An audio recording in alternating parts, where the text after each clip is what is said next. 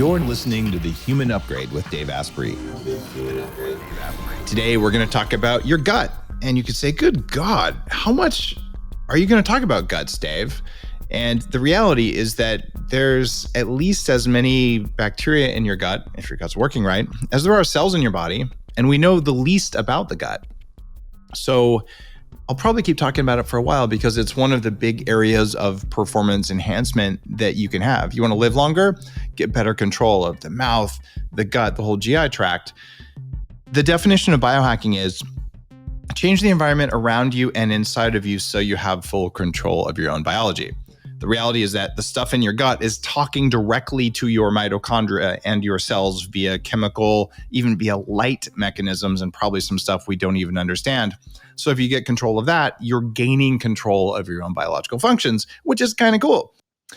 Now, our guest today is Jess Berman, who's Chief Marketing Officer and owner of BodyBio, which is a supplement company that was founded by her grandfather, who was an early master, an inventor, health explorer named Ed Kane, who passed in 2021 at age 95. So this is a company with a long history of knowledge and information.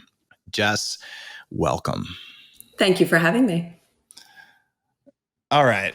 You were actually working in the arts and suddenly said, I'm going to run my grandfather's company. What's going on with that? Tell me about it. My grandfather was a researcher. He originally got into biohacking in the 1980s. He owned a steel company and he was suffering from chronic fatigue and heavy metal poisoning and, everything else. So this is a man who went from coast to coast looking for solutions to his own health issues and really got deep into the science of fatty acid research, cell membrane medicine, and really intensely researched really what goes on in the cell membrane. And there was a lack in the market of supplements for physicians looking to address brain injury, genetic disorders, neurodegeneration. And so the company actually originally started through blood testing. He was doing blood testing, and it was just very tricky with, at the time, the FDA regulations. It's obviously developed a lot more now. But he was really a biohacker that took his health into his own hands and said, I'm not going to sit here and feel this way, and saw that there was a gap in the market and started a supplement company in the early 1990s from there.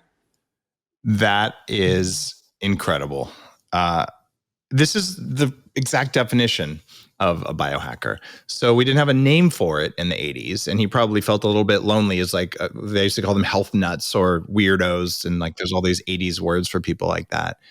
But what you'll find is he actually went out and said, well, I've got to hack myself. This kind of touches my heart because this is exactly what happened to me. I'm trashed biologically. The doctors aren't helping me. I will go do it. And he wrote a software program to figure out what nutritional deficiencies he had in the 80s, started a supplement company. Guys, I'm not the first. You understand what I'm saying here? The difference is he didn't know how to market it. That's really the difference there. And that's how I got involved in the company. It's really what it came down to. So you've got 30 years of history building these amazing products, and now you're going out and talking about it, which is really cool. Now, back to BodyBio. I would say you have some very high quality supplements. I take, for instance, your sodium butyrate or calcium magnesium butyrate. I like a little bit better before bed because studies show that butyrate increases deep sleep. And I know having more butyric acid before you go to bed is terribly, terribly important. It also feeds your gut bacteria so they grow more. And this is something that's just in my normal stack. When I was traveling in Peru a little while ago, I took that stuff every night, and I consider it to be a part of making my gut work better. But you make a bunch of other stuff and stuff that's relatively unusual, which is pretty cool. So tell me a bit more about what you've just done around gut health. Yeah. So, if you go back to the area that he focused on, was really addressing the cell as the foundation and structure and function of a living human being. So using phospholipids, bioactive lipids, butyrate, electrolytes to really address and optimize neurometabolic and cellular health. So that's really the findings that he came through with in the 1990s, started manufacturing this stuff then. So we really stick to a very, specific group of products. And most notably, the two that we're most known for are phospholipid complex of phosphatidylcholine and then the ancillary phospholipids, and we can talk about that. And our butyrate, which has become something that's become very popular, but it was not known about really. I mean, there was not a lot known about it 10, 15 years ago when physicians were using it from us. So it's an exciting time for us, but it's also, just a different time to navigate all these popular supplements and everything that's going on and everyone promising this panacea of health when we're sitting here saying like it just has to start at cellular health, right? That's this foundation that's so important to all these other issues that you're looking at tackling. So if you don't take care of this part of your health, you're not going to see gains in the long run, especially from a longevity standpoint. It's really funny. We're by design supposed to see ourselves as a body. Like, oh, look, I have this whole body. But in reality, most of what's going on in your body is controlled by the cells, or even more specifically, inside the cells by mitochondria. So if you really want to improve how what you see as your body works, and keep in mind, at the end of this episode, your body will be different than it was at the beginning. You'll have shed some cells and added new cells, so you're constantly changing. The body isn't really a real thing. It's like a swirl or an eddy, right? So you can change it because of that. It's not a concrete thing, even though it feels concrete, it's not.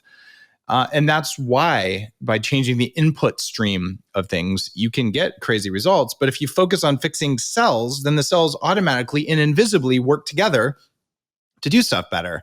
So my approach to biohacking lines up totally with that. And I became familiar with butyrate first when I started looking at problems with my gut years ago. But then in the realm of ketone research, it turns out that butyrate, which is named after butter. You guys notice I'm kind of a fan of butter. So butyrate has all these different things, including it's more ketogenic than C8-MCT oil. It just doesn't taste that good. So you might not want to, mix it with your coffee. But you can take it, and it has all sorts of other stuff that happens in the gut. So tell me a bit more about butyrate, but not just from the keto perspective. Sure. I mean, butyrate's fascinating. So it's a metabolite that's produced. It's a byproduct when you have a balanced microbiome, a very healthy microbiome, which even at our healthiest, it's like a glyphosate exposure, right? You can eat all organic off your own backyard. You're still going to have glyphosate in your food. It's just an unfortunate occurrence. And the reality is diets today and the food sources that we have, we are systemically low in butyrate production. This byproduct is made from the bacterial fermentation of resistant starch. We are systemically eating low levels of resistant starch. What's resistant starch? Cooled and cooked mashed potatoes or any type of potato, cooled rice, plantains. And so we have all these great diets that are helpful in other ways, but we're losing sight of this important short chain fatty acid production in our gut. So the number one thing that butyrate does is it feeds the colonocytes. The colonocytes are the cells that line our gut wall, and it's the major energy source for those. The turnover is very fast. It's only 1 week. And they are the fuel source for that. And that's a really important part of our gut health. So in addition to that, it helps with the expression of tight junctions. So leaky gut helps to kind of seal up a leaky gut. You have all these very popular supplements these days, L-glutamine and aloe and marshmallow root. Practitioners are using all these different ways to work on leaky gut, but butyrate is one of the most important players in this entire equation. And so it's interesting that so many people are missing out on that from a intestinal permeability perspective. It influences the mucus layer. It creates a thicker mucus layer, which is so important in our gut lining. And that also will bring me to phosphatidylcholine, because 80% of our gut mucosa is actually made of phosphatidylcholine. It regulates T cells. Go ahead. Back when I wrote the Bulletproof Diet, which is, I think, 2012, I was writing it. And I came across research that said collagen could be converted to butyrate in the gut by bacteria. Do you have any evidence about collagen versus resistant starch making butyrate? I think there's a lot of different things that can increase the fermentable fibers that make it to your colon. Resistant starch is the number one source. Yes, it works much better, I think. We really suggest that people eat a very varied diet in very varied plants. I think it's a bit controversial to say that you can get enough in a carnivore diet.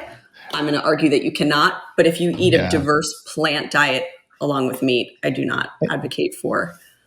I think if you do a carnivore diet, the way the original carnivore people say, just eating meat, no. If you do a carnivore with herbs, that provides a huge benefit. Dr. Gundry and I were just talking about that. A massive improvement. Herbs are the original supplements that people passed around.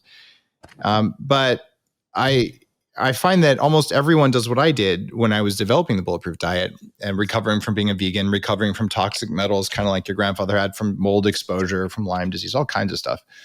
So I went through and I said, what am I going to do? I am going to try a 3-month of carnivore or very close to carnivore. And they didn't have a name back then.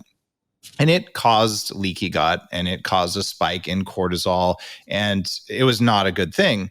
And I said, well, what would happen if you had meat and non-inflammatory vegetables and some fruit, but not too much?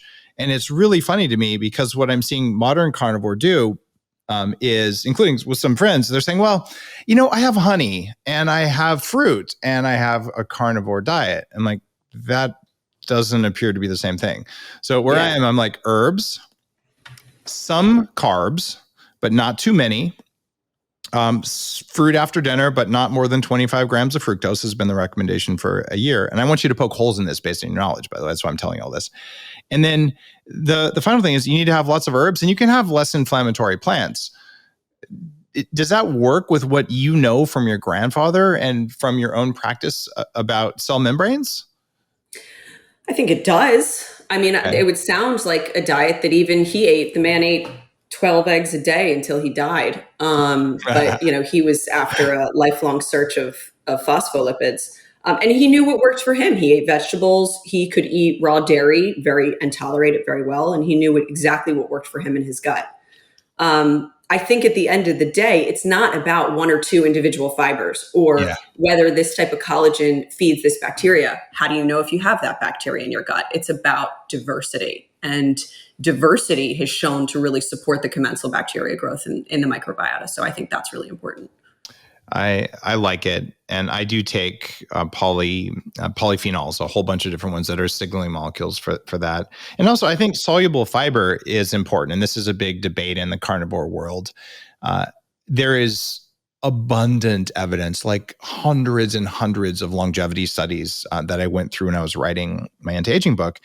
And soluble fiber converts to butyrate in the gut. So there's an argument that says you ought to have some soluble fiber, a good amount of grass-fed meat and grass-fed animal fats, specifically for their effect on cell membranes. And I love it that BodyBio makes phospholipids or phospholipids.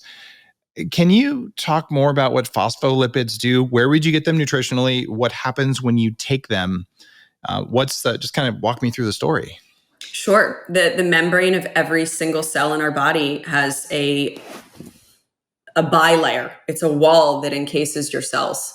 And that wall is constantly changing. And the majority of the outer layer is phosphatidylcholine. You have the ancillary phospholipids on the inside, PE, PI, PS, phosphatidic acid. And then you have cholesterol and your proteins and everything else that make up the rest of your cell membrane. But what's so important is as we age, we lose levels of all of the phospholipids, and we're not necessarily getting enough from foods. One of the highest phospholipid containing foods is eggs, but then eggs are also high in sphingomyelin.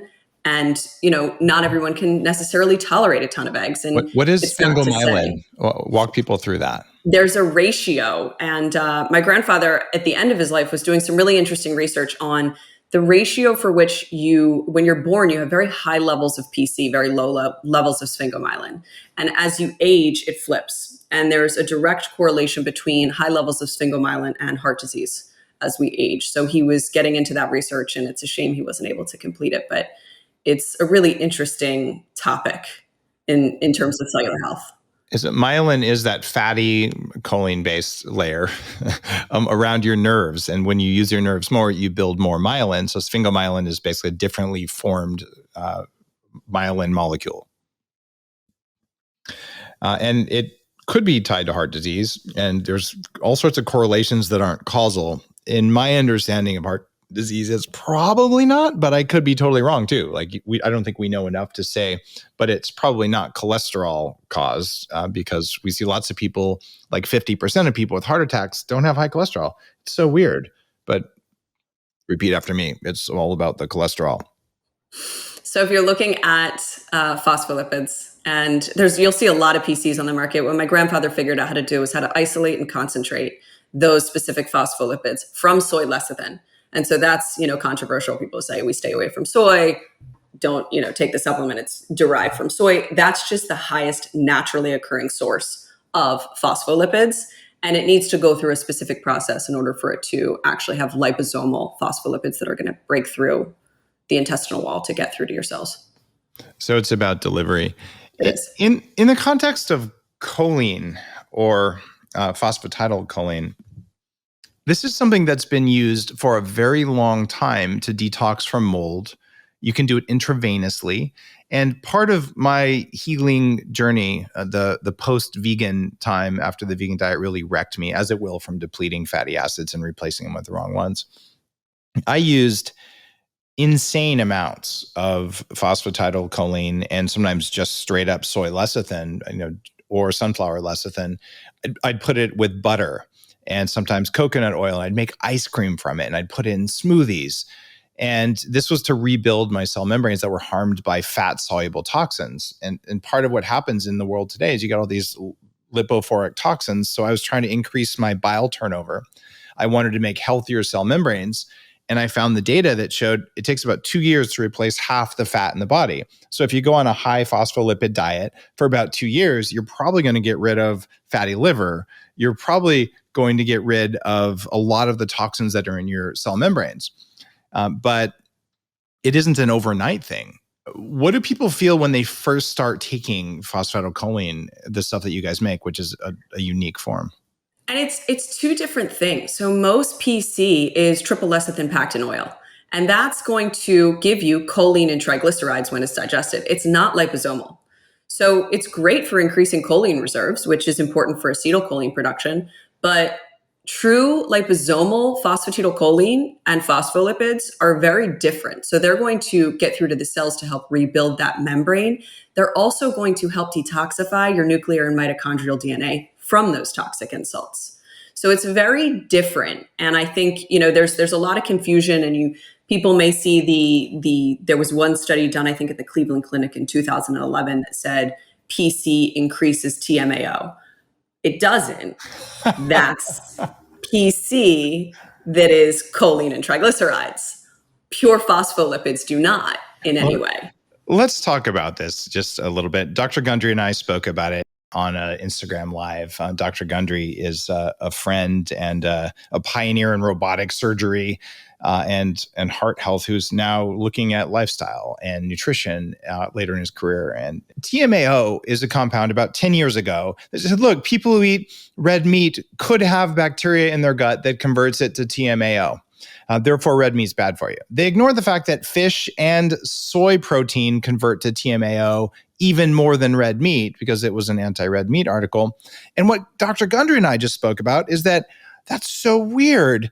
Basic herbs taken with your meat block the TMAO degradation that's supposed to be a cause of heart disease. So it's completely nuts.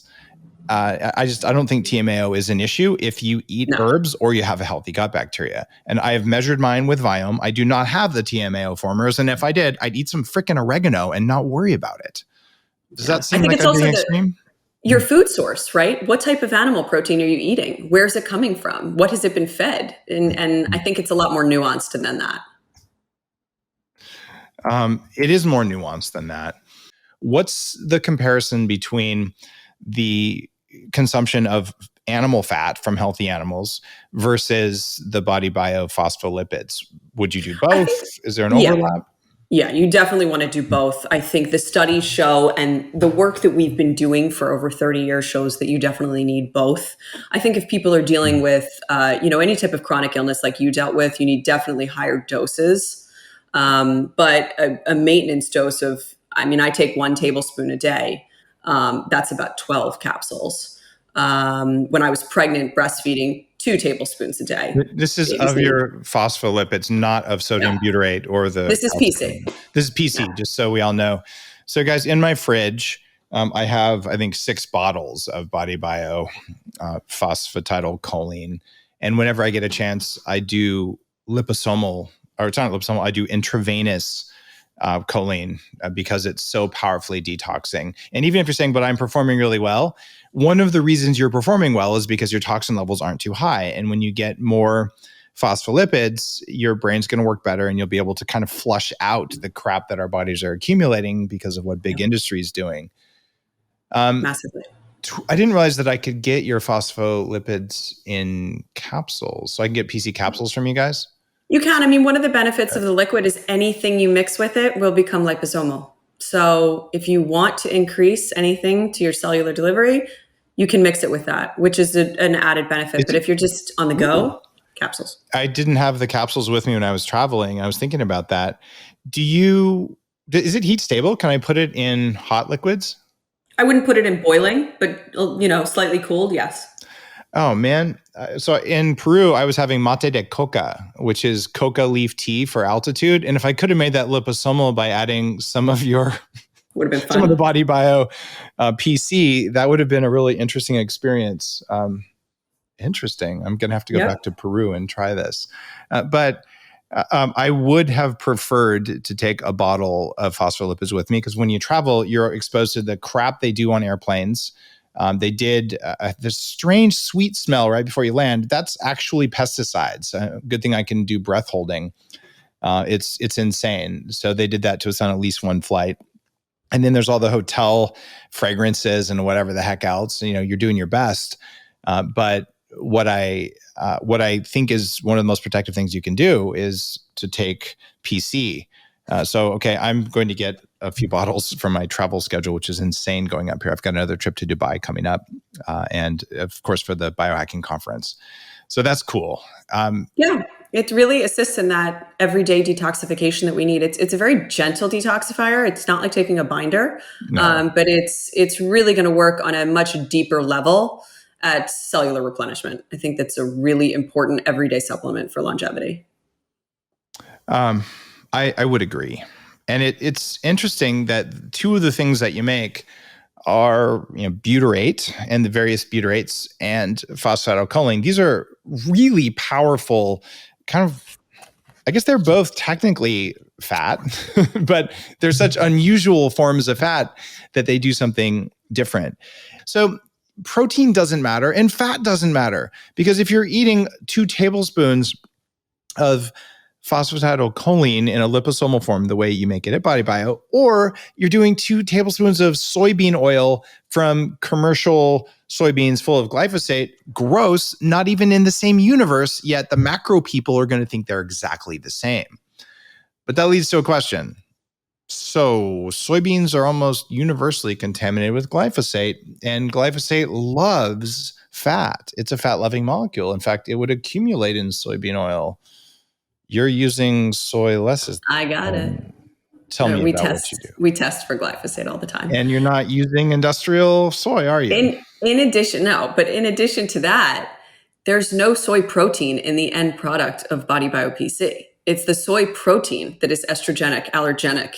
It's the soy protein that is the problem. There is none of that. So you're left with phospholipids. That's it. That we then test for glyphosate. And you test the phospholipids so they're glyphosate free. They are. Lovely. That's really important. How would I know how much of the BodyBio PC I should take right now? I'm 200, maybe 204 pounds. I'm 11% body fat, and I'm a walking wall of muscle. Because you know my age, you know my sex. So do I take like half a bottle? Do I take a teaspoon? How would I know? Half a bottle would get a little intense. Yeah, there's no pants land, right? There's no upper limit for it, but there's also, you don't need that much. You eat healthy, you get a lot of choline from your diet. Added is going to just help with the synthesis of phospholipids that decreases. We're just unable to do that as we age. I would say for someone like yourself, 1 tablespoon a day would be great. 1 teaspoon is totally fine. You, when you were dealing with mold toxicity, would have started at a very, very small dose and built up. So you would have started with like a dot and then built up after a week to half a teaspoon and increased from there, even up to about, I think most physicians are working with, people who are dealing with specific toxic exposures like that, 2 to 3 tablespoons a day in split doses. But it definitely will cause a Herxheimer, so you need to take that slowly. The interesting thing that you found when you took the IV PC is that IV PC is just phosphatidylcholine. The benefit of the liquid is that it is all the phospholipids in one, which is great. Okay. I like that idea a lot. And I'm going to be getting the capsules for travel because when you're traveling is when you're most susceptible to things because of all sorts of airplane problems and whatever else. Now, I want to switch gears a little bit from phosphatidylcholine, going back to butyric acid. And people who are longtime listeners by now have already learned, okay, you can raise ketones by eating some protein and lots of fat and no carbs. That's the old Atkins diet, the dirty keto kind of thing. You can just fast and raise ketones. Or you can use street grade MCT, which will raise them a little bit. Or you can take C8 MCT, which will get you up into the beginnings of ketosis. This is the stuff that I've recommended in Bulletproof Coffee, the brain octane oil from Bulletproof. And then there's 2 other ways of raising ketones. One of them is BHB salts or ketone salts, which I think have their issues with. And then there's ketone esters, which are the higher end stuff that also maybe put a load on the liver, but are certainly effective. I just don't know if they're a daily practice or not. I'm still figuring that one out. But I know for high altitude, they could be really helpful. Or for airplane travel and all. I interviewed Dr. Veach about it. But what's not in that list that belongs in that list is butyric acid by itself. So beta hydroxybutyrate salts or BHB salts or ketone salts, what isn't the second B beta hydroxybutyrate? That is butyric acid. Talk to me about the difference between taking your butyrate versus the beta hydroxybutyric salts. Butyrate is not just for your gut. It has systemic benefits. A lot of butyrate that you either take or make in the body goes throughout your body. BHB is made in the liver from sodium butyrate in the body. And so taking sodium butyrate is going to increase your BHB levels. It's just not as trendy necessarily as ketone esters, which the research is still out on those as well. Well, it's really interesting because if you take a BHB salt, that's different than sodium butyrate, right? Mm-hmm. Yeah. I am opposed in principle to the ketone salts. I don't think they're a great idea for long-term because of the load on the kidneys. I could be wrong, but I'm pretty sure I'm right. I don't use them regularly and I have odd results when I try. So we'll say I'm a little skeptical of those given that MCT oil works so well and it's much more affordable.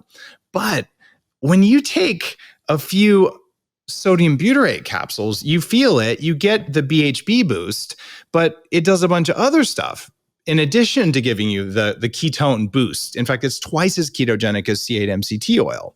You just can't blend it in your coffee. So what else does butyrate do besides making BHB?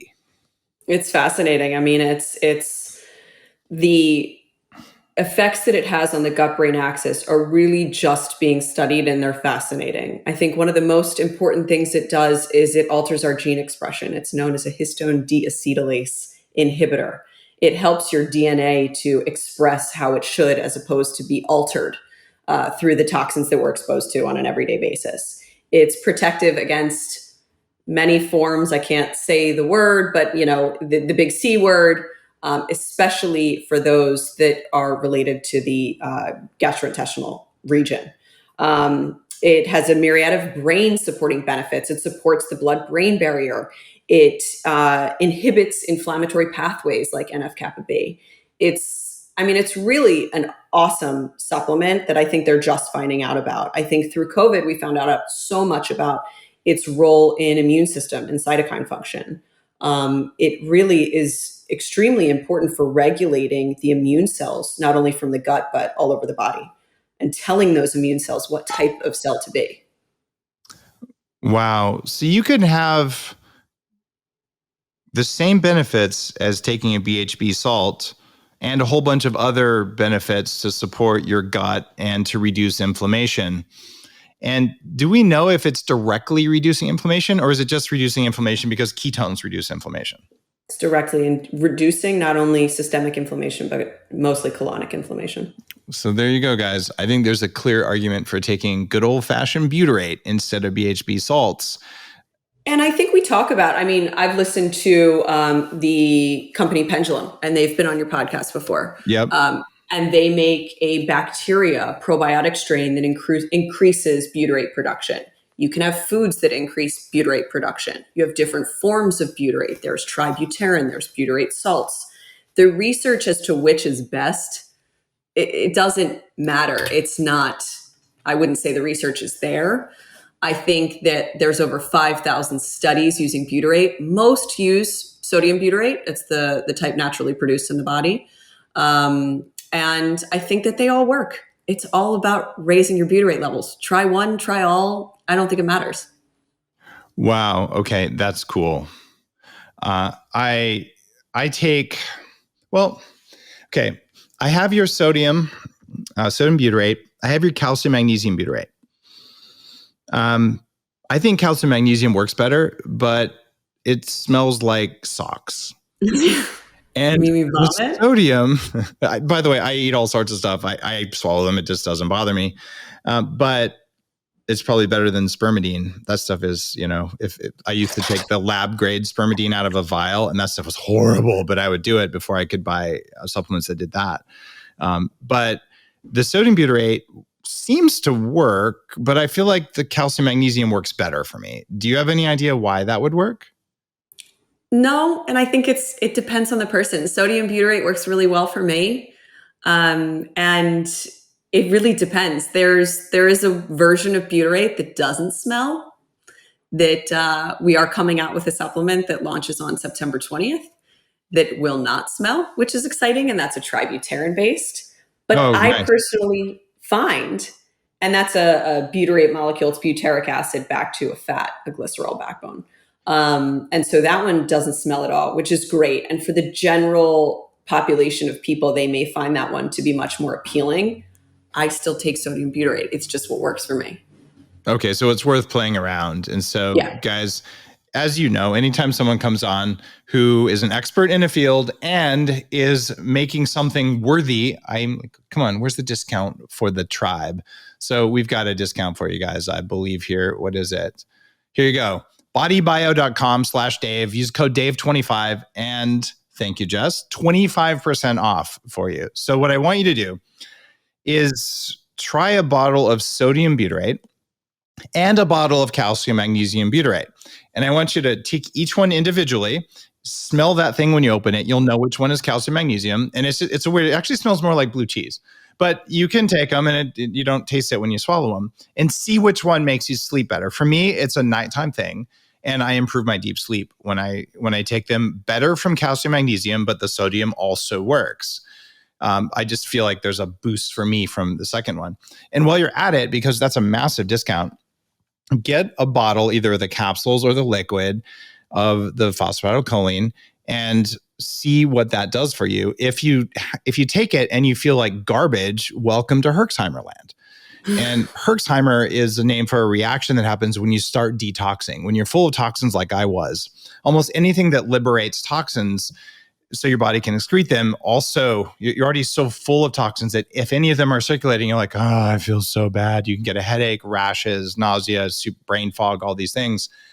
At this point, though, you really do need a detox. So if you take the phosphatidylcholine and you feel like garbage, then you need to back off on the dose and maybe look at a binding strategy with activated charcoal and maybe even see a functional medicine doctor. A normal, healthy person should be able to handle a tablespoon of that stuff and feel good on it, right? Yeah. Okay, so that's kind of a quick and easy way of testing. So the three things are sodium butyrate, calcium magnesium butyrate, and phosphatidylcholine, either liquid or capsules. And because you're saving a bunch of money, that's cool. But that's kind of what we're talking about here. The butyric acid even if you were to take it every other day, it's going to teach your gut bacteria to make more butyric acid because it's a postbiotic. Talk to me about what postbiotics do. They're a group of byproducts that are made when you have a healthy gut, and it's the research shows actually that it's super physiological doses that are really beneficial and therapeutic. So they're using like 2.5 to 5 grams a day. A lot being done on blood sugar regulation, insulin resistance, butyrate's effects on metabolic disease. So I think that's all a really exciting area of research that's happening. You take it for sleep. I take it for insulin resistance. I take mine 1 pill 3 times a day. And so it just really depends on the individual and what your needs are and what your body's telling you. But postbiotics are a really fascinating genre, I think, that's just kind of, this term is coming out and becoming much more popular, of something that's really important in the gut. I think for a long time we focused on probiotics, but we now know that that's very strain specific. A general probiotic may not be something that's necessarily good for everybody. It may not work for your specific microbiome. There's a lot of research obviously being done on prebiotics, but it's not just about taking 1 or 2 fibers. It's about diversifying that. So the interesting thing with the new supplement we're coming out with that doesn't smell. So if you open your sodium butyrate and your calmite butyrate and you're like, I can't do this. I don't even put it in my hands. I actually put it in the cap and take it from the cap because I refuse to touch it. We've partnered it with it's a bacteriophage prebiotic that is it's very different than any other prebiotic fiber. So it's not a fiber, it's a phage. And it is actually clinically proven to help gut dysbiosis. So it's going to help increase good bacteria, decrease bad, along with that tributylin. So it's like a one-stop shop for gut health in that respect. It's a pre and postbiotic.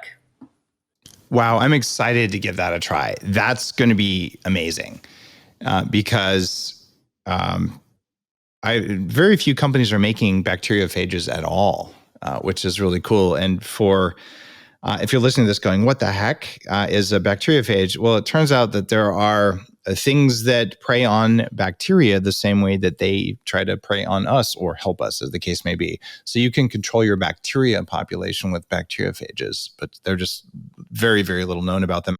Now, here's a question from the Upgrade Collective for you.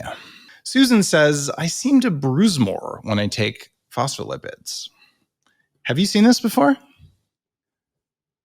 I've never heard that one. And I get the weird ones. Like when our quality control department gets the one that is the most common is when you take very high levels of phospholipids, you can sweat a lot. Mm-hmm. That is common. Headache, common when they first start taking it. Brain fog, common when you first start taking it. Bruising. Now, my question for you, Susan, is, are you taking BodyBio PC or are you taking triple lecithin labeled as PC? Oh, Susan, what's going on there? She was cheating. She was taking the triple lecithin. So it actually wasn't phosphatidyl is what you're saying. It wasn't liposomal. It wasn't liposomal. It was phosphatidyl, but not liposomal. So it could have been going somewhere else in her body. And she says, haha, oops. So you might want to try a liposomal form so it gets in. The other thing that could be happening is frequent bruising has to do with usually mast cells or VEGF, which both get disturbed by mold. With mast cells, when they get set off, if you liberated fat-soluble toxins in the body and it caused mast cells to erupt or they actually degranulate, they explode, they release heparin in addition to more histamine. And when heparin happens, this is why toxic mold causes nosebleeds and why it causes frequent bruising. And what do you know? Susan says, post-COVID, my VEGF is very high. So there you go. You're probably having a little bit of a healing response there. But speaking of mast cells, butyrate is very potent for histamine intolerance, mast cells, and it prevents mast cell degranulation. Oh, really thank you for saying that. That's one of the other reasons I take it. I have had a lifelong toxic mold exposure since I was a little kid, and I have the genetics that makes me much more susceptible to it, like 28% of the population, which is why I know so much about mold. And after I got COVID, my mast cell issues got worse. I'm less histamine tolerant than before, but What I think is going on here is I did increase my amount of butyrate. In fact, I ran out not so long ago. I had to order another like dozen bottles from you because I'm looking at getting those levels down so that my body handles stuff better than it already does, which is still like at a record level for me. But there's always another thing. So upper limit to butyrate, like if I take a dozen of them at a time, dozen capsules, am I okay on that? I mean, I wouldn't. I think it's like about 6 grams. 6 grams. What if you go over it? What's going to happen? I have heard there was, there's always going to be, you're going to have thousands of positive studies and one negative study. And people are going to pull out the negative. I love when you Google butyrate and this first study that comes up is butyrate, a double-edged sword. And, so we get people who send that to us all the time. I think that after 6 grams, you can activate a latent herpes, which, as herpes simplex 1 and 2 are like everywhere. And you have Epstein-Barr and all these different things. So I think it's just, you should keep it under that. Oh. There's no reason to be taking that much. Or if people are afraid of herpes, I just have to say it. BHT, butylated hydroxytoluene, is a synthetic oil antioxidant that's been used probably by your grandfather. I'd be shocked if he wasn't taking that as an anti-aging compound because it stops lipid oxidation in your cell membranes. Now, at exceptionally high doses in rats, it has been linked as a hormone disruptor, right? So my friend Vani, who's the food babe, every time I mention BHT for herpes, because herpes has long-term negative effects, and so does EBV, big ones. And BHT it's not perfect, but it has very small effects compared to herpes, and it's totally worth taking it for a little while to inactivate an activated herpes virus. So people are like, but endocrine disruptors. So food babe listeners who are also fans, BHT to treat a specific condition at a certain level is different than throwing it in your food every day. Shingles too, and chicken pox, it works fantastic. So I doubt anyone's ever tried mixing it in with butyric acid, but I would. If I was dealing with that, I would literally empty the capsules out. And I'd melt it down as a very low melt point, and I'd add BHT that also has a low melt point. I'd slime it all together, and then I'd swallow it. By the way, that is not advice. I've never tried this. I have no idea if it would work. But if I was dealing with that shit in my brain, I would try it. Then again, I'm a biohacker and I do weird stuff. Just remembering, actually, I did see a study that was being done on colon cancer, and they were using 20 grams of butyrate a day. So yeah, I don't think it's going to be bad in higher doses. Besides, your body makes probably that much anyway if you're eating enough fiber, and we just don't even measure that. So who knows? What we have now is a pretty clear case that says that if people are getting their phosphatidylcholine in a liposomal form, or they are getting it maybe from egg yolks, maybe from taking some sunflower lecithin, those are not going to enter the brain the same way, but that they're going to be healthier in general because lecithin deficiency or choline deficiency is a really big thing tied to non-alcoholic fatty liver disease. And there's a really clear case for taking some kind of butyrate, whether it's sodium or calcium, magnesium, and those are 2 areas that you specialize in. There you have it. What did I miss? Anything that you should say that I didn't ask you? I don't think so. This was your first ever podcast, right? First ever video podcast. Okay. I've done other podcasts, just not on video. Good deal. Well, guys, Upgrade Collective, how'd she do? You got a thank you, Jess. 11, 10, 10, 100. Geez, Hudson, that was awesome. That was Joanne, actually. Hudson says 10. So basically, you rocked it. Thank you. Thank you. This is precious knowledge. Very few people, even in the world of biohacking, talk about liposomal PC or butyrate. I think butyrate is a very important part of both postbiotic and the world of keto. A small boost in ketones equals a large boost in anti-inflammatory reaction in your brain.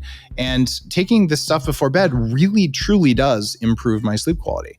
So this has been a really helpful interview. Thank you for doing that. Thanks for taking over your grandfather's company. I love the legacy and the lineage of BodyBio. People have been working on this problem for decades and will work on it for decades more. We're just getting better at it.